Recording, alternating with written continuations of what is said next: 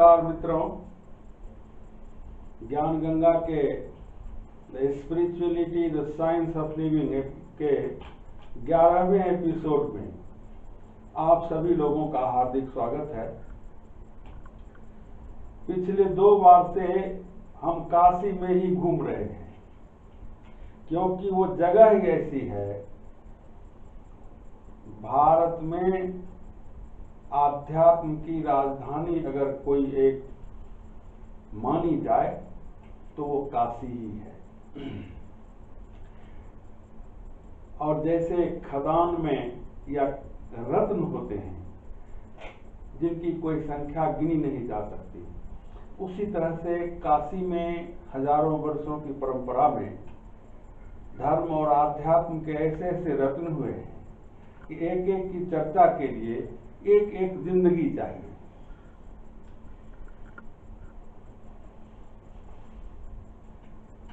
भक्त जो है वो 4 प्रकार के बताए गए हैं और निम्न से उनकी गिनती और उन भक्तों के उदाहरण दिए गए हमारे शास्त्रों में। नीचे से वो चलता है। जैसे सबसे पहले जिसको बताया गया वो सबसे निम्न कोटि के भक्त हुए हैं। उसके बाद जो है कोटि वो उससे थोड़ी ऊपर है, उसके बाद जो है वो उससे थोड़ी ऊपर है, और अंतिम और चौथी कोटि जो है वो सबसे ऊपर है। तो पहला मतलब सबसे निम्नतर स्तर के भक्त को अर्थार्थी कहा गया है। अर्थार्थी का मतलब ही हुआ कि किसी मतलब से ईश्वर का भजन करने वाला। धन के लिए, पुत्र के लिए, स्त्री के लिए, मान सम्मान के लिए, राजपाट के लिए, स्वर्ग के लिए। मैं आपको बता दूं, रामचरितमानस की अंतिम पंक्ति यही है कि तुलसी लिखते हैं कि मुझे स्वर्ग की कामना नहीं है, मैं इसी पृथ्वी पर बार बार जन्म लेना चाहता हूं और बार बार हे श्री राम आपके चरणों की भक्ति मुझे दे। धर्म न अर्थ न काम रुचि, पद न चाहो निर्वाण, जन्म जन्म रघुनाथ रति, यह वरदान न आन। तो अर्थार्थी जो है, जो धन के लिए, पुत्र के लिए, स्त्री के लिए, राज्य के लिए, यहां तक कि स्वर्ग के लिए भी ईश्वर की आराधना करता है, वो अर्थार्थी भक्त है। सबसे नीचे की श्रेणी का भक्त है, वो माना गया है। और आपको जानकर यह आश्चर्य होगा कि ध्रुव जी महाराज जो भक्तों में शिरोमणि माने जाते हैं, छोटी आयु में ही उन्होंने ईश्वर की कृपा को प्राप्त कर लिया और आज तक उत्तर दिशा में उनको ध्रुवलोक अटल स्थान दिया गया है। सारे तारे ग्रह नक्षत्र अपनी दशा बदलते रहते हैं, यहाँ तक कि सूर्य भी कहीं से उगते हैं और कहीं डूबते हैं। मैं वैज्ञानिक दृष्टि से नहीं बात कर रहा, मैं आध्यात्मिक दृष्टि से बात कर रहा हूं। लेकिन ध्रुव का स्थान अटल है। लेकिन इस वर्गीकरण में ध्रुव को अर्थार्थी भक्त माना गया है, जो भक्तों की सबसे निचली कोटि है। और उनके साथ 2 और लोगों का नाम आता है, विभीषण और सुग्रीव। ये दोनों राज्य के लिए भगवान के शरण में गए थे। अर्थात उससे ऊंची श्रेणी है आर्त, जो किसी दुख में पड़कर, विपत्ति में पड़कर, किसी हानि के भय से बंदी बनने के बाद भगवान का भजन करता है, उस भक्त को आर्त कहते हैं। और द्रौपदी जो है उसी श्रेणी की भक्त मानी गई है, क्योंकि हर तरफ से जब हार गई, उसको अपने 5 पतियों पर भरोसा था, फिर परिवार के बुजुर्गों की तरफ उनसे उसने फरियाद की, कहीं से कोई सहारा नहीं मिला, तब उसने श्री कृष्ण को याद किया। तो द्रौपदी आर्त भक्त मानी जाती है। और इसके साथ गजराज, गज और ग्राह की कथा आप लोगों ने सुनी होगी।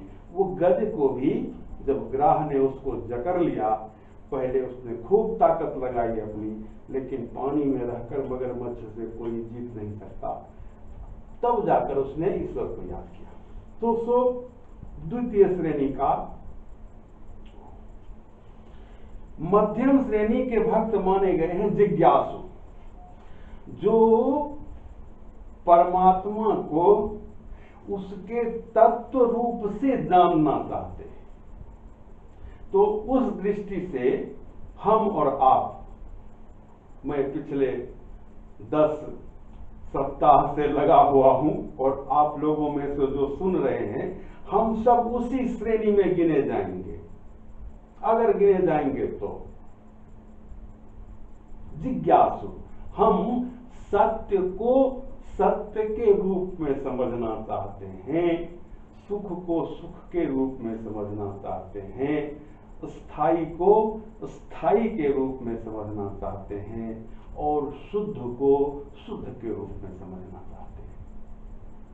और जिसके अंदर समझने की, जानने की इच्छा हो, उसे ही जिज्ञासु कहते हैं। तो हम आप इसमें हैं, और हमारे साथी अगर भक्त माने गए तो 2 लोगों के नाम आए, परीक्षित और उद्धव का। दोनों द्वापर युग में हुए थे। उद्धव जी श्री कृष्ण के चाचा लगते थे, और परीक्षित तो आप जानते हैं, अर्जुन का बेटा अभिमन्यु, अभिमन्यु का बेटा परीक्षित। और उसी के प्रश्न से पूरी भागवत कथा लिखी गई, या भागवत का ग्रंथ तैयार हुआ। उसी ने सुखदेव जी महाराज से, नैमिषारण्य में सुखदेव जी से महाराज से प्रश्न किया था कि हे महात्मन, जिस मनुष्य की मृत्यु सन्निकट हो उसे क्या करना चाहिए? यही जिज्ञासा है ना, क्या, क्यों, कैसे, कहां, कब, अपनी देहाती बोली में काहे, यही भाव जिज्ञासा है। सो परीक्षित जी और उद्धव जी जिज्ञासु भक्त माने गए हैं, और ठीक ढंग से अगर सुनिएगा इस व्याख्यान को, तो आप भी जिज्ञासु भक्त माने जाएंगे। और चौथी और अंतिम सबसे ऊंची श्रेणी है ज्ञानी की, जो जिज्ञासु भक्त की अवस्था को पार करके, और जिसने सत्य को सत्य रूप में जान और समझ लिया है, वही ज्ञानी कहलाता है। और सत्य ही ईश्वर है, इसमें किसी को कोई मतभेद नहीं है, सत्य ही ईश्वर है। सो सत्य ही ईश्वर है, और जिसने सत्य को सत्य स्वरूप में जान लिया, वही ज्ञानी है। ज्ञानियों की आपको आश्चर्य होगा, जितनी ऊंची श्रेणी है सबसे, लेकिन इस ज्ञानियों की सूची बड़ी लंबी है, और उसमें दोनों तरह के नाम हैं। पौराणिक युग के महात्माओं के ज्ञानियों के नाम हैं, उन भक्तों के जिन्होंने सत्य को सत्य स्वरूप में जान लिया, जिज्ञासु से ऊपर उठकर ज्ञानी की श्रेणी में पहुंच गए। तो कुछ नाम पौराणिक युग के हैं, जैसे आप देखिए नारद, सुखदेव जी, जिनकी चर्चा की परीक्षित ने उन्हीं से पूछा था कि महाराज, जिसकी मृत्यु सन्निकट हो उसे क्या करना चाहिए? तो ज्ञानी ही किसी की जिज्ञासा को शांत कर सकता है। जिसको खुद नहीं पता है, अब पावर पॉइंट वगैरह बना के कर ले, लेकिन ज्ञान जिसको स्वयं हो गया है, वही दूसरे की जिज्ञासा को शांत कर सकता है। सो ज्ञानी महात्माओं में पौराणिक युग में नारद जी, सुखदेव जी, सनकादि मुनि, राजा जनक और भीष्म पितामह, ये लोगों को पौराणिक युग में ज्ञानी भक्तों की श्रेणी में रखा गया है। पौराणिक युग के ज्ञानी भक्तों की श्रेणी सबसे ऊंची श्रेणी। और ऐतिहासिक युग में भी ज्ञानियों की लंबी कतार है, और आपको मैं बता दूं कि उसमें 90% सिर्फ काशी में रहते थे, और उन्हीं के इर्द गिर्द हमारी चर्चा विगत 2-3 रविवारों से घूम रही है। वो ज्ञानी भक्त कौन हुए हैं? और एक बात देखिए, पौराणिक भक्तों में चाहे अर्थार्थी हो, चाहे आर्त हो, चाहे जिज्ञासु हो, चाहे ज्ञानी हो, आपको समाज के उच्चतम वर्गों के सदस्यों की प्रधानता मिलेगी। ध्रुव राजा उत्तानपाद का बेटा ध्रुव,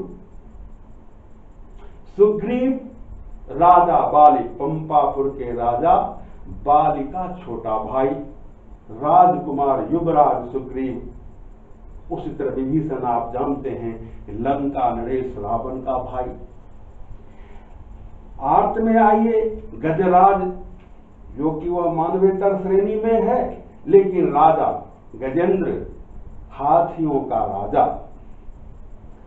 जरासंध के बंदी राजागण, जरासंध ने राजाओं को बंदी बनाकर रखा था। बाद में कृष्ण ने जब भीम के द्वारा जरासंध का वध करवाया मल्ल युद्ध में, तो उन राजाओं को मुक्ति प्रदान की गई। कुछ लोग तो कहते हैं कि राजाओं के ही संवाद पर श्री कृष्ण वहां आए थे, तो जो भी हो। और द्रौपदी पटरानी महारानी, हस्तिनापुर की महारानी द्रौपदी। ज्ञानियों में भी आइए, नारद, ब्रह्मर्षि नारद, सुख, व्यास पुत्र सुखदेव, सनकादि, राजा जनक, भीष्म, कौरव कुल श्रेष्ठ भीष्म। तो कहने का मतलब है कि इन चारों श्रेणियों में पौराणिक काल में भक्तों में उच्च वर्ग के लोगों की ही संख्या ज्यादा है, राज परिवार से जुड़े हुए या फिर ऋषि महर्षि। लेकिन ऐतिहासिक युग में जिनको ज्ञानी भक्त कहा गया, और ये बात सिद्ध है, आप हिंदी साहित्य का कोई भी इतिहास, हिंदी साहित्य से संबंधित कोई भी किताब लेकर देखिए, ज्ञान मार्गियों की सूची में इन सबों का नाम है। लेकिन सामाजिक कोटि इनकी बदल गई। जैसे कबीर बुनकर, रैदास चर्मकार, ज्ञानदेव या संत ज्ञानेश्वर, माता उनकी ब्राह्मण नहीं थी, पिता ब्राह्मण थे, माता ब्राह्मण नहीं थी, किसी अन्य वर्ग की थी, ब्राह्मणी नहीं थी, तो हो गया। नामदेव दर्जी थे, महाराष्ट्र में सतारा जगह है, आज भी है, वहां दर्जी का काम करते थे। कनकदास इस कर्नाटक के, जहां से हम लोग आपसे बातचीत चला रहे हैं 10 हफ्तों से, कनकदास कर्नाटक के थे और चरवाहे थे। पीपा एक क्षत्रिय थे और एक छोटे मोटे राज्य के राजा भी थे, वो एक अपवाद मिलते हैं। बाकी सेना नाई थे। धना जाट, धन्ना जाट ही उनका नाम था। तो ये एक सोशियोलॉजिकल पॉइंट ऑफ व्यू से एक ये डेवलपमेंट है। डेवलपमेंट ही नहीं, इसको टेक्निकल टर्म में पैराडाइम शिफ्ट कहा जाता है। पैराडाइम शिफ्ट का मतलब हुआ कि जो चीज ऐसे थी वो ऐसे हो गई, या अगर ऐसे थी तो ऐसे। आमूल चूल परिवर्तन आध्यात्म में आता है, क्योंकि यहाँ एक दृढ़ विचार था पुराण काल से लेकर ऐतिहासिक काल तक, आज तक, कि हमारे तमाम सामाजिक भेदभाव जीवन के अन्य क्षेत्रों में हैं, नहीं होना चाहिए, लेकिन हैं। लेकिन कम से कम आध्यात्म का एक क्षेत्र ऐसा तो रहने दो जहां पर ये मानव निर्मित भेदभाव नहीं चलेंगे। तो इनमें कबीर की चर्चा हो गई, ज्ञानदेव, नामदेव, कनकदास। वो हमने कहा था कि धीरे धीरे दक्षिण की ओर बढ़ेंगे तो महाराष्ट्र से कर्नाटक और हो सकेगा तो तमिलनाडु की तरफ जाकर, और तब इस सीरीज को हम लोग थोड़ा विराम देंगे, प्रतिक्रिया देखेंगे। नहीं तो बेकार क्या फायदा है झूठ मूठ का कोई चलाने का, जिसका कोई लेने वाला, चाहने वाला न हो, तो वो चीज बेचने से क्या फायदा। हालांकि बेच नहीं रहे हम लोग, ये आपको शुरू से कहा था। तो ऐसे इन लोगों की चर्चा हो गई है। रैदास जी की चर्चा थोड़ी सी करके आज हम इस प्रकरण को समाप्त करेंगे और अगले रविवार को सब कुछ ठीक ठाक रहा तो भरे मन से ही सही काशी छोड़ देंगे और दक्षिण की तरफ हम लोग प्रस्थान करेंगे। रैदास जी काशी के वासी थे और रामानंद के जो 12 शिष्य बताए गए हैं उनमें एक थे। कबीर के समकालीन थे लेकिन थोड़ा सीनियर थे कबीर से, क्योंकि इनका जन्म कबीर से पहले हुआ था। हालांकि मृत्यु इनकी भी कबीर से पहले हुई, तो होना ही है। सीनियरिटी का तो यही मतलब है कि जन्मना भी पहले है, ज्वाइनिंग भी पहले और रिटायरमेंट भी पहले। मोटी तौर पर संवत 1425 में इनका जन्म माना जाता है। जो ईसवी सन से देखिए तो 1368 ईस्वी 1368 ईस्वी आता है।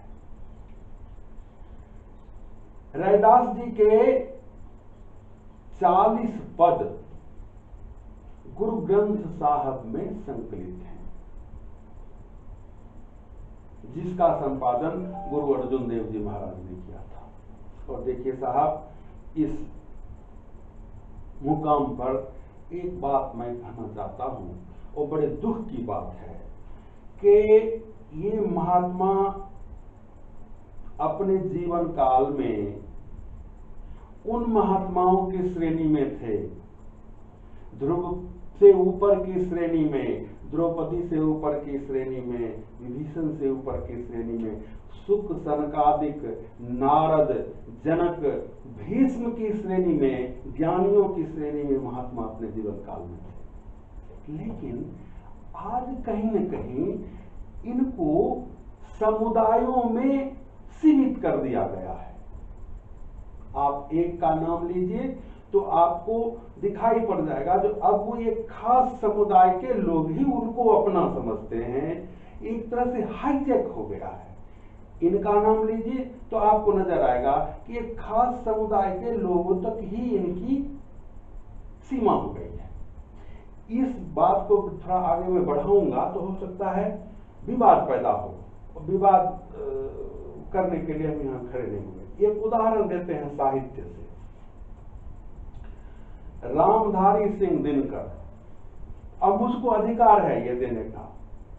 देखिए, समर्थन जब विरोधी से होता है तो प्रभावी होता है, अब विरोध जब समान से होता है तो प्रभावी होता है। फॉर्मूला याद कर लीजिए, समर्थन जब विरोधी से मिलता है तो प्रभावी होता है, अब विरोध जब समान से होता है तो प्रभावी होता है।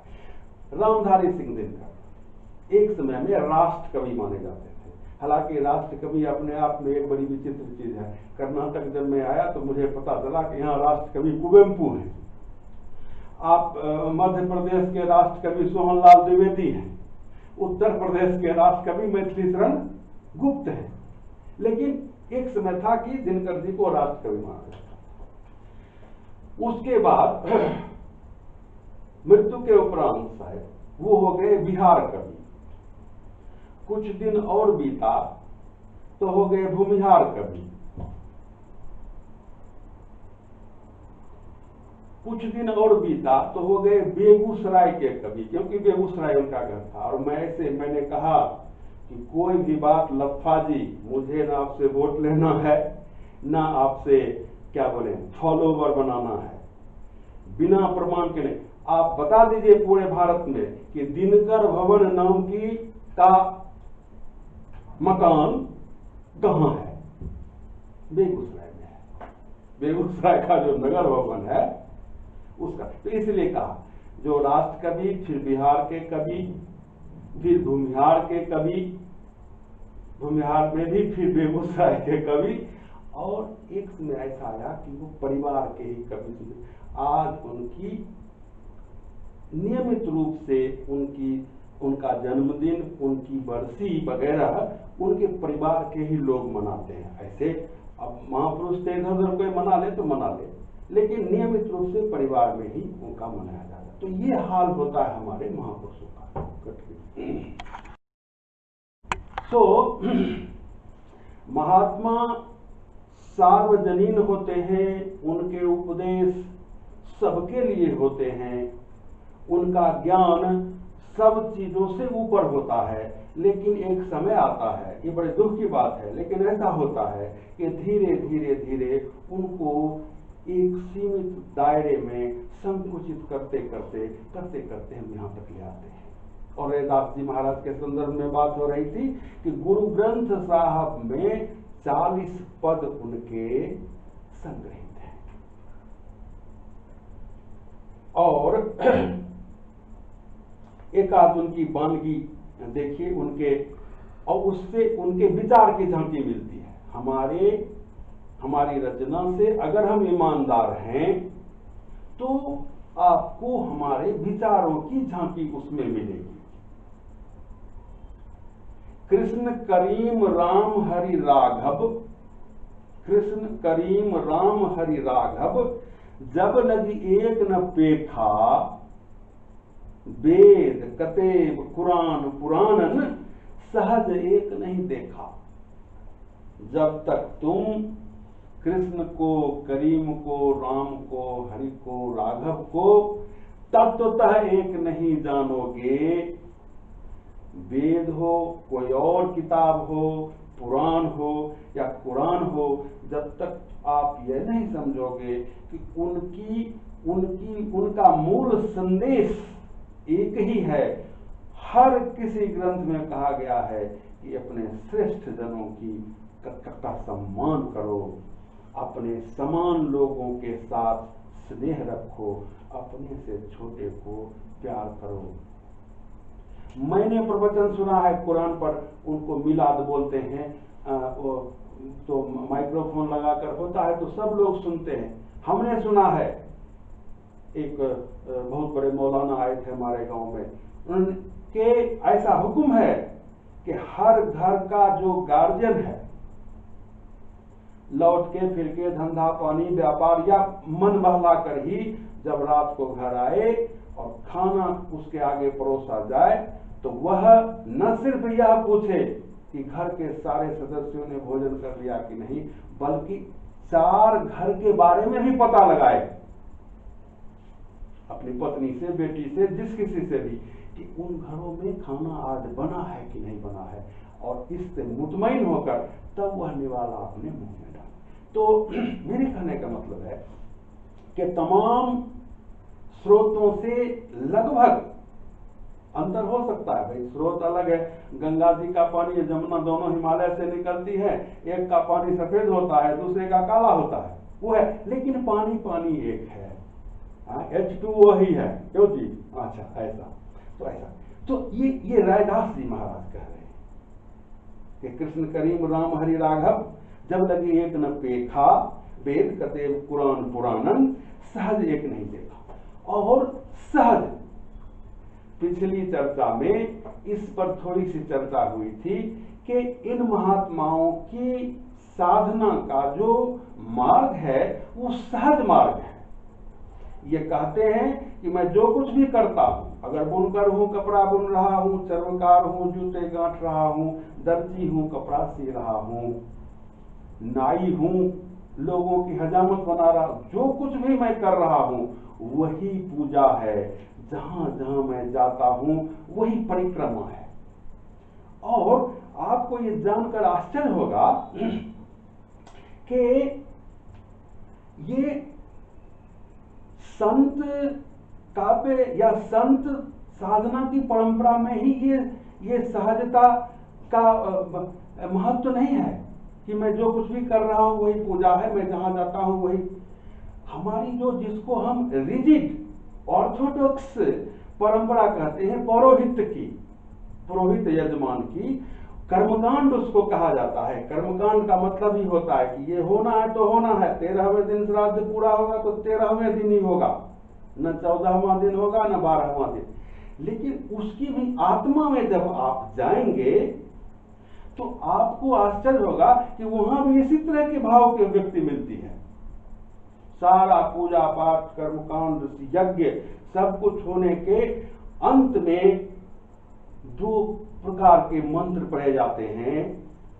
जिनको मैं लिख कर लाया हूं, पढ़कर सुनाता हूं, उससे भी वही ध्वनि निकलती है जो ये लोग जिनको पढ़ने लिखने का अवसर नहीं मिला, जिनके पास विधि विधान से आराधना करने का समय नहीं है, दिन रात अपने जीविकोपार्जन, धनोपार्जन नहीं, धन तो हुआ जब पेट भरने के बाद आप लग्जरी की तरफ जाते हैं, वो धनोपार्जन है, जीविकोपार्जन में लगे रहते हैं। उनके लिए सहज साधना, उनके लिए कहना स्वाभाविक है कि मैं जो कुछ भी करता हूँ वो पूजा है, मैं जहां भी जाता हूँ वही परिक्रमा है, मैं जब थक कर सो जाता हूँ वही दंडवत है। लेकिन आप देखेंगे कि ये कर्मकांड की, जिसको कि ऑर्थोडॉक्स ट्रेडिशन कहा जाता है, उसके भी अंदर आप प्रवेश करेंगे तो मूल भाव वही मिलेगा कि हर पूजा के अंत में इस मंत्र का पाठ होता है। क्या? मंत्रहीनम क्रियाहीनम भक्तिहीनम जनार्दन यत् पूजितम मया देव परिपूर्ण तदस्तु में। हे जनार्दन, मैं मंत्र से हीन हूं, मंत्र मुझे नहीं, उच्चारण भी नहीं होता, मंत्र मुझे मालूम नहीं है, क्रिया यानी कर्मकांड रिचुअल से भी मैं हीन हूं, भक्ति की भावना भी मेरे हृदय में नहीं है, मैं सब तरह से गया हुआ हूं, फिर भी जैसे बना मैंने आपकी पूजा की और इसको स्वीकार की। यही ना है।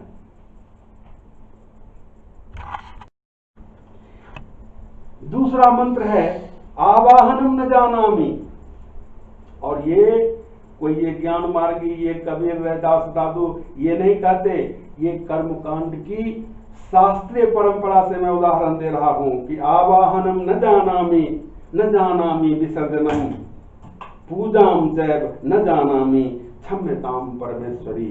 हे भगवती, हे देवी, न मैं आवाहन करना जानता हूं, न मुझे विसर्जन करना मालूम है, पूजा की भी विधि मुझे मालूम नहीं है, मैं इतना ही जानता हूँ कि तुम जगत जननी हो, सबकी माँ हो, माँ जैसे बच्चे के अपराधों को क्षमा करके उसकी भावना को समझती है। अगर भूखा है तो उसको खाना देती है, प्यासा है तो कुछ पीने को देती है, चाहे वो जैसे मांगे, रोकर मांगे, हंसकर मांगे, उस पर ध्यान नहीं देती। उसी तरह से मुझे न आवाहन मालूम है, न मैं विसर्जन जानता हूँ, पूजा की विधि भी मुझे पता नहीं है, फिर भी मुझे क्षमा करो और मुझ पर कृपा करो। यही तो भाव है कि मैं जो कुछ भी करता हूँ वही पूजा है, मैं जहां जहां जाता हूँ वही परिक्रमा है, थक कर मैं जब सो जाता हूँ तो वो भी ईश्वर से ही निवेदित कर रहे हैं, वो किसी को सफाई नहीं दे रहे, वो भी उसी जनार्दन को, उसी परमेश्वरी को लक्ष्य करके कर रहे हैं। तो साहब, पिछली चर्चा में भी ये बात, और ये हमारे आपके बातचीत का एक मुख्य केंद्र बिंदु रहेगा कि तमाम तरह के मतभेद और मतांतर, वेश के, भूषा के, दर्शन के, स्थान के, परंपरा के आपको मिलते हैं, लेकिन वो सब आवरण हैं। जिस तरह किसी ने, मैंने आज ये इस रंग का कुर्ता पहना है, अमित जी ने टी शर्ट पहन रखा है, मैं फिर दूसरे दिन कोई और पहनूंगा, कुर्ता बदल जाएगा, पैजामा बदल जाएगा, लेकिन ये जो काया है वो वही रहेगी। उसी तरह से हमारे ग्रंथ बदलते हैं, हमारी परंपराएं बदलती हैं, हमारे सो कॉल्ड फिलोसफिकल बैकग्राउंड बदलते हैं, लेकिन उन आवरणों में जो दुष्चक्कर में पड़ा वो कहीं का नहीं रहेगा।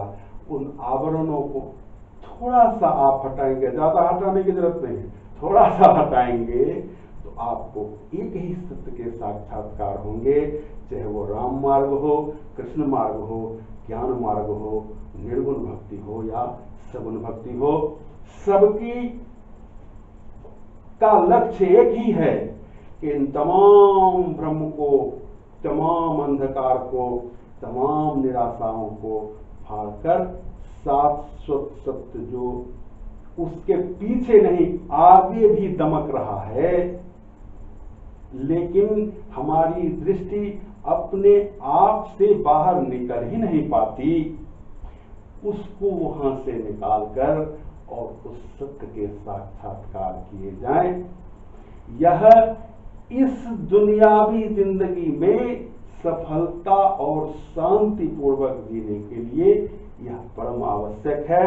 नहीं तो वही होगा, 15 करोड़ रुपया बैंक अकाउंट में रहेगा, करोड़ों करोड़ों रुपए की गाड़ी रहेगी, लाखों रुपए का मोटरसाइकिल रहेगा,